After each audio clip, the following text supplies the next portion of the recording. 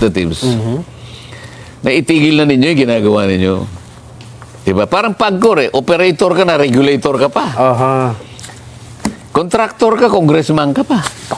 Inconsistent yun diba? Game operator na DG Plus. DG Plus, Yan yata ako yung nag-sponsor nung isang concert. Ng isang concert. Isipin mo, gagamit ka ng mga, alam nila, sikat na tao yun Sikat. Influencer. Basta alam lang nila sikat yung tao. Hindi na nila iniisip kung sira ulo yun o hindi. Di ba? Oo nga, tama. Okay, isipin, ang kanyang gawain magpatawa. Okay naman yun. Marami naman tayong komedya. Maraming komedyante. Nakita mo naman yung mga institusyon sa komedya. Dolphy. King of comedy. Sino ang makikipagdebate na yung mga tao ngayon nakapagbigay ng talagang kasiyahan, pagpapasaya sa marami nating kababayan? Lalong-lalo na sa kahirapan ng buhay, di ba? Panchito, di ba? Aping Daldal, Chiquito, marami. Pagpapasaya, isang lehitimong gawain, isang lehitimong profesyon. At talaga namang kailangan ng isang lipunan. Alam nga naman, puro lang tayo kalungkutan naman. Hindi naman pa pwede yun. Wala bang, di ba? Oo. Pero kapag gumawa ka ng isang bagay, pinilit mong magpatawa, para alipustahin mo ang kapwa mo. At the expense of others. Di ba? Pangalipusta, panlalait. Nasa tamang pag-iisip ba yung tao na yun, Nelson? Parang binanggit nyo kanina, parang Pareto. Ikaw lang sumaya. Pero yung isa ay pinalungkot mo. Hindi, malayo ang Pareto ron meron doktrina pa yun, kaya ayoko na lang palawakin. Ang ibig ko sabihin doon, kung talagang ang gawain, kung talagang legitimate, ba't di ka ba makakapagpatawa nang hindi ka mga alipusta ng kapwa mo? Siguro pwedeng tanungin Wala bang kamag-anak yun na magpapayo sa kanya? Yung talagang tunay na kamag-anak. Kaibigan. Kaibigan kaya. Nakakaawa di ba? Sino bang tao ang masasabi mo na walang kapintasan? Lahat naman ng tao. Tama naman. Pero Huwag mong gagawing katatawanan yun Lalong-lalo na ikaw ang pinakamaraming kapintasan, halimbawa. Sa bagay, siya nga, may problema sa sarili niya Hindi niya malaman kung lalaki siya o babae siya. Problema yun. Alam mo, sa psychology, ang tawag doon yung cognitive dissonance. Marami tayong masasabing doktrina Ang katapus-tapusan lang yan dapat para ang ating bansa ay maging progreso. Lahat tayo. Ano man ang profesyon natin, magpakasigasig tayo, magpakasipag tayo. At huwag natin haluan ng kahit ano, yung dito ka magaling, di ba? Katulad mo, Nelson. Ito naman, dito ka talaga natanyag. At meron ka namang kakayahan talaga na makapag-alay tayo ng konting pag-uusap, may bahagi natin sa ating mamamayan. Yan ang ating pagsisikapan Pero para gawin natin ito, gagawa pa tayo ng ibang bagay.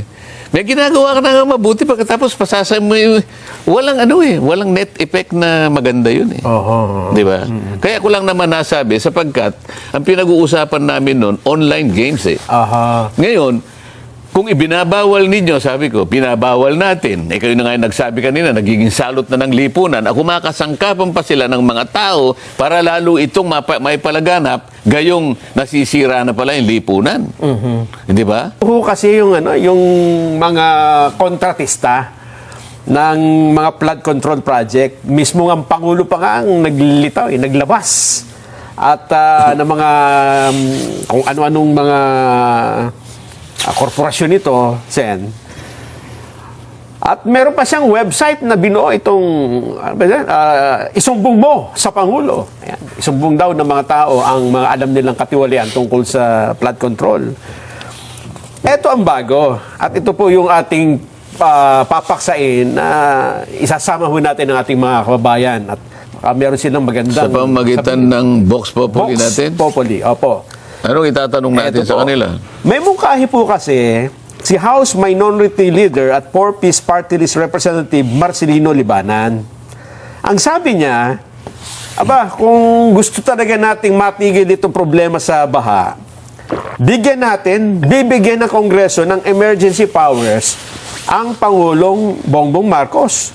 Total, ang Pangulo po ang naglantad na ng mga pangalang ito o ng mga korporasyong ito. Inatasan din niya ang DPWH na i-audit ang mga proyekto.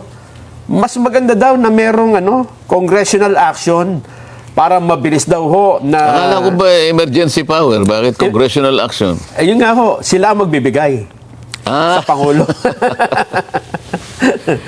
Kasi mayroong mga bureaucracy pa daw, may mga kung anong technicality, legalidad, para daw mabilis. Kagaya ng pag-i-issue na bakit may right of way dito? Relokasyon ng mga apektadong mamamayan. Pagka magagawa ng mga flood control project, kailangan daw emergency power na para maitayo na ito at makita natin na meron talagang... Bakit? Ang problema ba right of way? O nililis lang nila yung yun nga issue? Oho.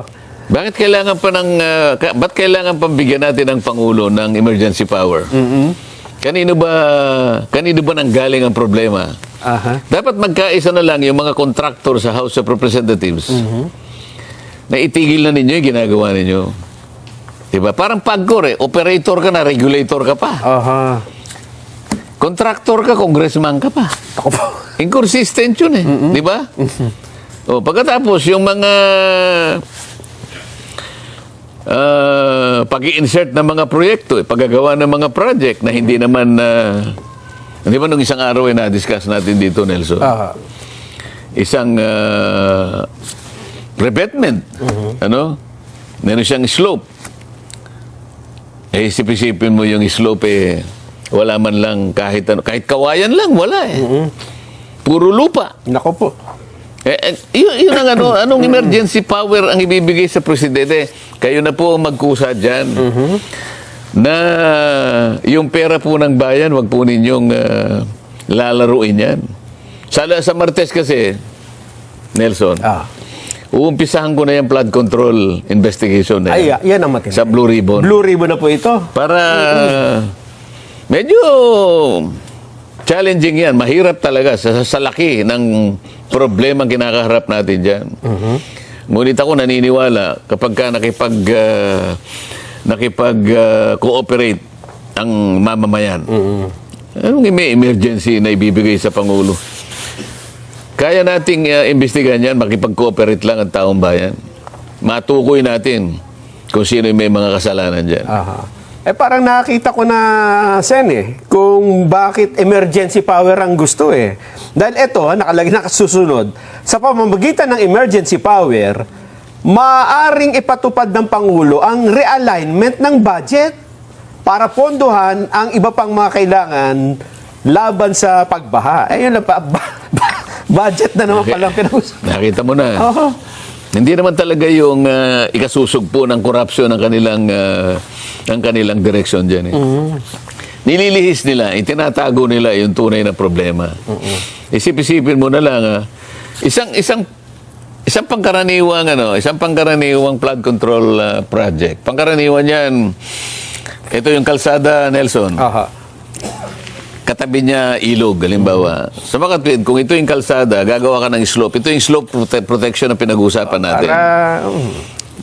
Diyan napakarami ang korupsyon na nagaganap. Doon pa lang sa slope na yon, minsan walang bakal. Pagkatapos nito, mag-meet yung slope at saka yung tinatawag na apron at saka yung sheet pile. Sheet piling yan. Mga bakal na yon ay pilit mong ibabaon sa lupa. Para hindi mag-iba. Oo, ganito yan Pangkaraniwan, yung length ng bakal, mga 6 na metro yon. Haba, At saka yun ay talagang palulubugin mo. Kaya nga, merong makinarya, malaki yun na talagang pinupukpuk yan talaga. Para ibaon. Para ibaon yun. At kinakailangan, yung pagbabaon na yon, abutin mo yung punto na kahit na yung tinatawag na scouring, sabi nila. Kasi pag umaagos ang tubig, na yung mga lupa niya. Oo, yung Ngayon, pinabaunan. ang pinakamaraming problema rito, lalabas ito eh. Kung sinabi mo 6 na metro.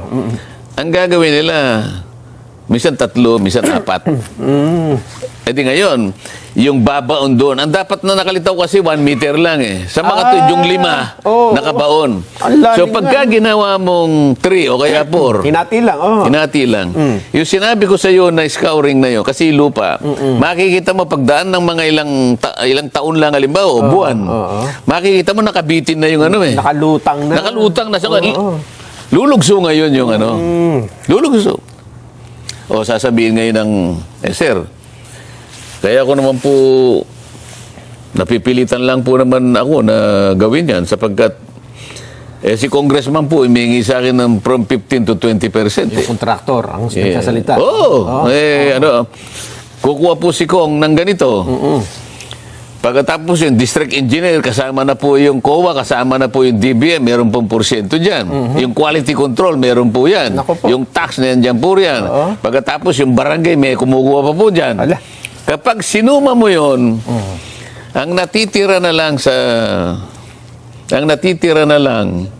sa pondo na talagang gagamitin mo, 42% na lang eh. Malaki pa yan. Hindi, ibig ko sabihin, ipagpalagay natin ang average 42% na lang ang natitira. Higit sa kalahati na waldas. Pero yun nga. Saan mo ngayon kukunin? Kaya ngayon, sasabihin natin, yung quality, yung integrity, nung ginawang project talagang na-sacrifice, doon nakuha. Na-sacrifice. Kanya nga mawawala lahat yan eh. Ngayon, kung gusto ninyo ako, mag-random tayo. Random check. Pababak ko lahat yung mga ano ninyo, yung ginawa ninyong sheet piling na yan. Maganda yan. Makikita ko yan. At tigta-tatlo lang pala. Makikita mo eh. Ngayon, baka kala nila, interesado ako sa kontraktor. Pero, makipag-cooperate kayo, makipagtulungan kayo. Tama. Sabihin ninyo kung magkano binibigay nyo sa mga taong gobyerno para hindi kayo ang madidikdik dyan. Totoo. Yan lang aking munang masasabi. Hindi tayo nananakot. Yan naman eh. Tinatakot ko lang. Kailan? Sa Miyerkules pa? Sa Martes. Sa Martes. Sa Senate Blue Ribbon. Wala tayong magagawa. Yun ang tungkulin natin eh. Abangan natin yan. Eto na.